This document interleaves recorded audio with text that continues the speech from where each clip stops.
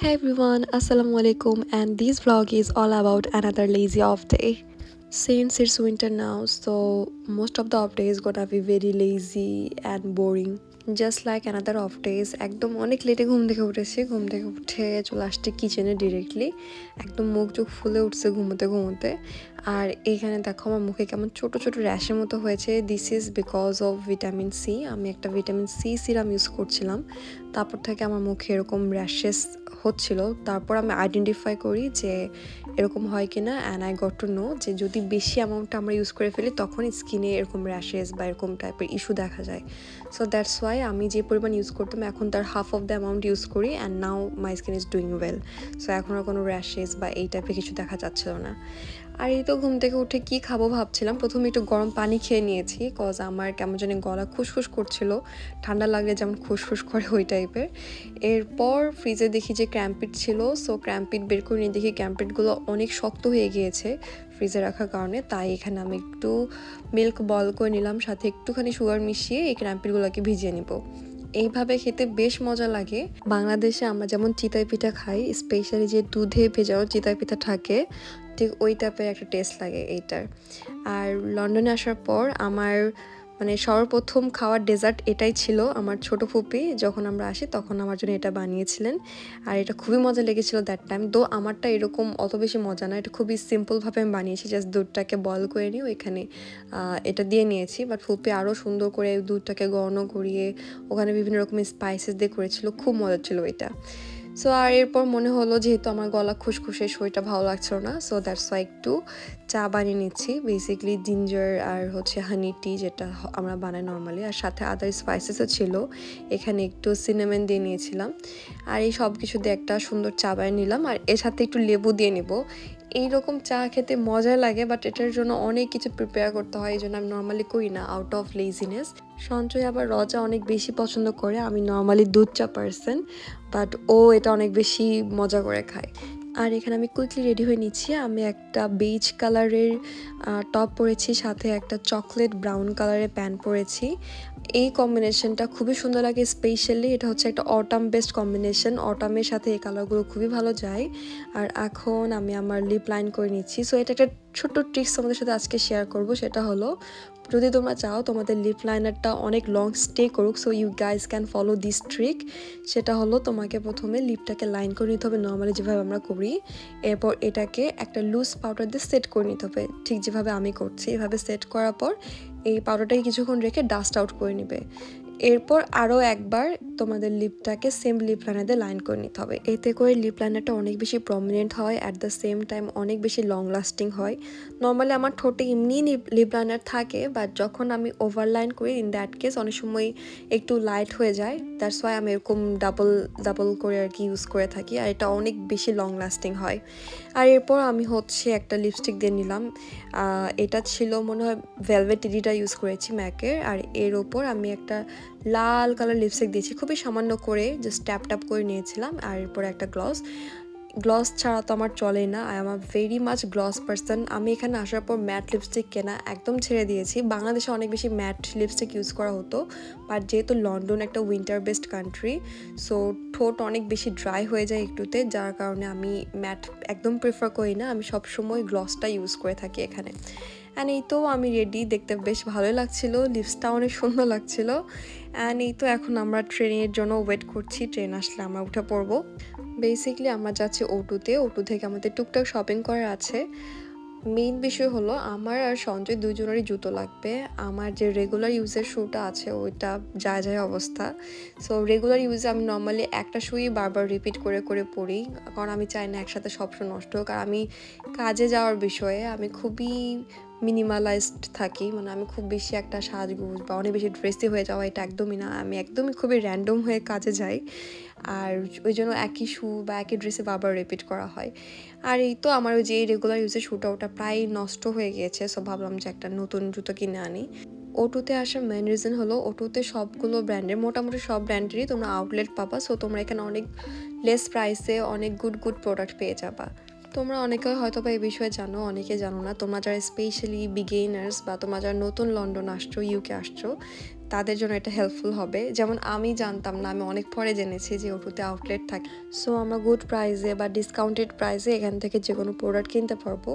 আর যেহেতু আমরা জুতো কিনতে আসছি, সো সর্বপ্রথম চলে আসলাম অ্যাডিডাসের কালেকশন দেখছিলাম। আমি নর্মালি কি করি যে সব দেখে তারপর হচ্ছে ভাবি যে কোনটা বেটার হবে, তারপর ওটা পারচেস করে নিই। সো আমি একবারে কুইক পারচেস যে করি তা না, আমি একটু দেখা বা সার্ফিং করা পছন্দ করি। অ্যাডিডাসে বেশ কয়েকটা জুতো ট্রাই করেছি, বেশ কয়েকটা জুতোই পছন্দ হয়েছে। এরপর চলে আসলাম নাইকিতে। সো আমি নাইকি লাভার, আমার নাইকির শুজ বেশি ভালো লাগে। দো অ্যাডিডাসের শু 100 টাইম বেশি কমফোর্টেবল লাগে আমার কাছে, বাট নাইকির ডিজাইনস আমার বেশি পছন্দ। সো নাইকি সবসময় আমার ফার্স্ট প্রায়োরিটি থাকে ইন টার্মস অফ শুজ। আর এখানে এসেও বেশ কয়েকটা জুতো ট্রাই করলাম। অ্যাকচুয়ালি আজকের আমার আউটফিটটা একদমই রং হয়েছে, আমার একদমই হিল পরে আসা উচিত ছিল না, কোনো শু পরা উচিত ছিল যেটা আমি ইজিলি খুলতে পারবো এবং ইজিলি পরতে পারবো। বাট ড্রেস পরার সময় বা আউটফিট পরার সময় এত কিছু ভেবে আসলে পরি নাই। এদিকে সঞ্চয়ের জন্য দেখছিল, আর আমি সঞ্চয়ের জন্য জুতো এনে দিলাম যে এটা ট্রাই করো। আর সঞ্চয় পারচেস করেও ফেলেছে, ওর নাইকি থেকে একটা জুতো পছন্দ হয়। আর এদিকে আমি আবারও অ্যাডিডাসে ব্যাক এসে আমার অ্যাডিডাস থেকে এই দুটো আমি ফাইনালাইজ করেছিলাম যে এই দুটোর মধ্যে একটা কিনবো। তারপর আমি অনেকক্ষণ চিন্তায় ছিলাম যে কোনটা বেটার হবে, দেন এর মধ্যে একটা কিনে ফেলছি। তোমরা বলো আমাকে তোমাদের কি মনে হয় যে আমি কোনটা কিনেছি, এটা তোমাদের কাছে একটা টাস্ক থাকলো। দেন এই তো ফাইনালি আমি আমার শু কিনে ফেললাম, কিনে এখন চলে যাব আমরা ওয়েস্টফিল্ডের দিকে। বেসিকলি ওয়েস্টফিল্ডে আমাদের একটা কাজ আছে, অনেক দিন থেকে একটা কাজ করার চেষ্টা করছি, সেটা সম্পূর্ণই হচ্ছে না। সো আজকে যেটা ক্লিয়ার করব আর কি। আর ওটুর যে ডিজাইনিং বেশ ভালোই লাগে আমার। আর এখানে সবসময় একটা ইভেন্টফুল ওয়েদার থাকে, এখানে সবসময় বিভিন্ন ধরনের ইভেন্টস অ্যান্ড এভরিথিং চলতে থাকে। সো ভালোই লাগে এই জায়গাটায় আসলে।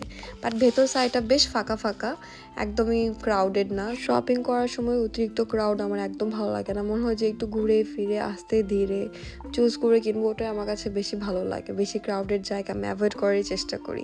আচ্ছা, একটা বিষয় তোমাদের কাছে আমার রিকোয়েস্ট ছিল, তোমরা কি কেউ বাংলাদেশ থেকে লন্ডন আসছো, please let me know, cause আমার একটা ফ্রেন্ডের খুব এমার্জেন্সি ওয়েতে কিছু মেডিসিন আনাইতে হবে। সো তোমার যদি কেউ এসে থাকো বা তোমাদের রিলেটিভ যদি কেউ এসে থাকে, আর যদি ব্যাগে স্পেস থাকে, আমি মেডিসিন খুবই কম পরিমাণে হবে, একদমই less weight, please let me know, হ্যাঁ, যদি তোমাদের কেউ এসে থাকে। আর এই তো তারপর আমরা চলে আসছি এখন ওয়েস্টফিল্ডে এসে একটা হট চকলেট নিয়ে নিলাম গ্রেক্স থেকে। অনেক বেশি ঠান্ডা লাগছিল, আমার আবার ঠান্ডা এমনিতেই বেশি। আর এরপর চলে আসলাম অ্যাপলে। সো অ্যাপলে এসে 16-এর যে ক্যামেরা আছে, ক্যামেরা দেখছিলাম যে ওদের ক্যামেরাটা কেমন। আমার কাছে হিউজ কোনো ডিফারেন্স লাগে নাই। ইভেন আমি যখন 15 নিয়েছিলাম, আমার 14 আর 15-এর যখন আমি ক্যামেরা কম্প্যারিজন করছিলাম, তখনও মনে হয়েছিল যে তেমন কোনো ডিফারেন্স নাই। বাট সঞ্চয় ভালো বুঝতে পারে, সঞ্চয়ের কাছে মনে হয় যে অনেক ডিফারেন্স। আর ওদের যে নতুন বাটনটা দিয়েছে, আমি জানি না যদি আমি 16 নিয়েও এই বাটনটা আমি কতটুকু ইউজ করতে পারবো, কতটুকু কনভিনিয়েন্ট হবে, but it's a good feature দো। তবে এই বছর ফোন নেওয়ার কোনো প্ল্যান নেই আমার। আর প্রতি বছর ফোন চেঞ্জ করার আমি খুব একটা সাপোর্টও করি না, আমার কাছে মনে হয় যে জাস্ট ওয়েস্ট অফ মানি। আর আমার 15ও is quite good still, so আমার মনে হয় যে ফোন চেঞ্জ করার কোনো দরকার হবে। আর সঞ্চয় এখানে এয়ারপড ম্যাক্স ট্রাই করছিল, বেসিক্যালি ওই এখানে নিয়ে আসছে আমার অ্যাপলে আসতে, বা এরকম ফোন বা ডিভাইসে এগুলোর প্রতি অ্যাট্রাকশন আমার খুবই কম। আমার জাস্ট একটা ভালো ক্যামেরা লাগবে, দ্যাটস ইট, এটা হলেই হয়ে যায়, আমার অত কিছু লাগে না। বাট সঞ্চয় অনেক খুঁটিনাটি এটা সেটা চেক করে দেখে। এরপর আসছিলাম আমরা হলিস্টারে এখানে উইন্টার কালেকশন দেখলাম। By the time winter collection আসছিল না, স্টিল সামার কালেকশনসগুলোই ছিল, মানে হালকা হালকা কিছু হুডি আসছিল বা সোয়েটশার্ট আসছিল, দ্যাটস ইট, কোনো জ্যাকেটস আসছিল না। আর আমি কয়েকটা জ্যাকেট নিব, কয়েকটা বলতে 2-1টা জ্যাকেট নিব, একদম যে থাকে না বম্বার জ্যাকেটগুলো হুডেড সহ, এইগুলো নিতে হবে, বিকজ এখানে যেহেতু রেইন অনেক বেশি হয়, সো আমি হুডেড জ্যাকেটই বেশি প্রেফার করি। এরপর চলে আসলাম লিডল থেকে টুকটাক গ্রোসারি করে এখন যাব আমরা মরিসনে। বাট জানি না মরিসন খোলা পাবো কিনা, কজ মরিসন 10টায় অফ হয়ে যায়। বাট আমরা তাড়াতাড়ি করে হেঁটে মোটামুটি কুইকলি চলে আসছিলাম 10টা বাজার ঠিক আগে দিয়ে। আর এখানে আমি দাঁড়িয়ে আছি, আমার পা একদম ব্যথা হয়ে গিয়েছিল, একদম হাঁটতে ইচ্ছা হচ্ছিল না, যেহেতু আমি হিল পরেছি। আমি একদমই হিল পারসন না, হিল পরলে পা অনেক ব্যথা করে, তার মধ্যে অনেক হাঁটাহাঁটি হয়েছে। আর দেখো আসার সময় এমন জঘন্য বৃষ্টি হচ্ছিল যে আমার পুরা ব্যাগটা সব ভিজে সব কিছু বের হয়ে আসছিল ভেতরে। আর এই তো এখন খুব আরাম লাগছে বাসায় এসে যখন হিলটা খুললাম। আর এখন কুইকলি রান্না করব, গরুর মাংস রান্না করছি। আগে থেকে গরুর মাংস ভিজে রেখে গিয়েছিলাম যাতে এসে কুইকলি রান্না করে ফেলতে পারি।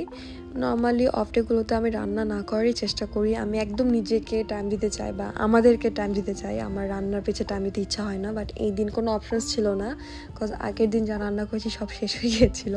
So I had to cook, তাই গরুর মাংস রান্না করলাম, যেহেতু গরুর মাংস সঞ্চয় অনেক পছন্দ। আর ভাবলাম এর সাথে কিছু একটা করা যাক, তাই এখানে করলা ভাজির জন্য সব কিছু কেটে কুটে নিয়েছি। আসলে সঞ্চয় সব কিছু করে দিয়েছে, আমি জাস্ট কুইকলি এটাকে ভাজি করব। সো তার আগে ভাবছিলাম যে গরুর মাংসটা প্রিপেয়ার করে ফেলি, তারপর যখন ঝোল দিয়ে নিব এরপর করলা ভাজিটা উঠাই দেবো। আর আমি গরুর মাংসে সবসময় গরম পানি ইউজ করি, এর কারণে কিন্তু রান্নাটা অনেক বেশি ফাস্টেন হয়। আর এখানে করলা ভাজিতে আলু ছিল, করলা ছিল, আদা রসুনের একটা কিউব ছিল, আর জিরার গুঁড়া, মরিচের গুঁড়া, তারপর হলুদ, এই তো নর্মালি যা যা আমরা ইউজ করি এগুলাই। অ্যান্ড দেন এটা হয়ে গেলে খাওয়া দাওয়া করে ঘুমিয়ে গেছি, বিকজ পরের দিন জব জানোই তো, সবসময় একটা পিছু টান থাকে সব কিছুর পর। আর একটু ফ্রুটসও কেটেছিলাম, ফ্রুটস খেলাম। That was my day. অনেক সুন্দর একটা দিন কেটেছে সব কিছু মিলিয়ে। সবাই ভালো থাকবে, সুস্থ থাকবে। আল্লাহ হাফিজ।